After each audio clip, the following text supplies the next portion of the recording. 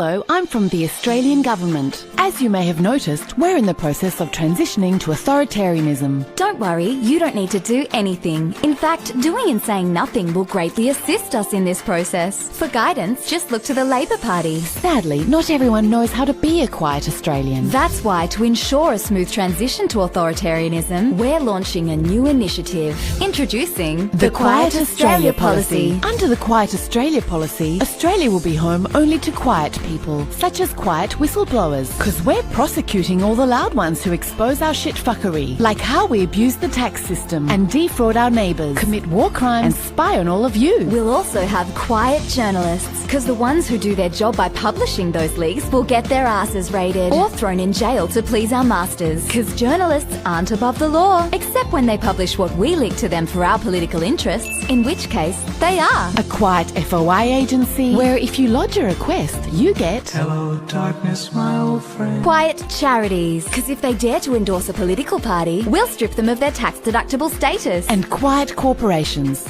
Just kidding. They can spend millions to buy politicians and we'll let them claim it as a tax deduction. Because we believe in the free market. Unless you use that freedom to boycott companies with ties to coal mines and climate-denying lobby groups, in which case we'll make boycotts illegal. How good are quiet shoppers and quiet shareholders? We also love quiet protesters, because nothing says free speech like some pepper spray in the fucking face. Quiet school kids! Because the little shits should be seen and not heard. And now that everything's on fire thanks to our total paralysis on the climate crisis, we especially like quiet scientists, quiet conservationists, and quiet fire chiefs, because fuck experts. But hey, if you're a QAnon conspiracy nutjob, our PM will not only listen to your bullshit, he'll also put it in his speeches. Cool and normal. The quietest Australians are of course those we drove to suicide with our illegal debt recovery schemes. The First Nations people murdered in our custody. The elderly who die from negligence in our underfunded aged care homes. And all the species about to go extinct under our watch. When you put all that together, you start to see the neoliberal shit show on a quietly dead-ass planet we're preparing for you and your kids. Which is why, above all, the Quiet Australia policy relies on a quiet you. Because the idea of loud fire chiefs, conservationists, scientists, school kids, protesters, charities, unions, broadcasters, whistleblowers, journalists, women, First Nations people, and you, all joining forces to say fuck authoritarianism scares the shit out of us. And here at the Australian Government, the last thing we want is a Prime Minister who loses his shit.